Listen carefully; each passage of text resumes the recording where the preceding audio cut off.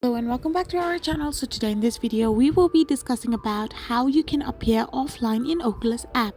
So without wasting much of our time, let's get straight into the video. So first of all, to appear offline in Oculus, all you need to do is simply tap open the app itself. So once you tap open the app, you will end up in this kind of interface where all you need to do is simply tap on the menu option.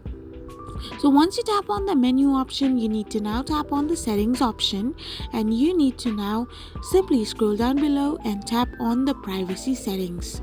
So once you have tapped on privacy settings, you need to tap on active status, and once you are in the active status page, you need to simply slide the dongle towards the right hand side of the corner to appear online, and turn the dongle to left hand side of the corner to turn offline on your Oculus. I hope you found this video helpful, so don't forget to hit that subscribe button and do give us a thumbs up. We will be back again with these informative videos.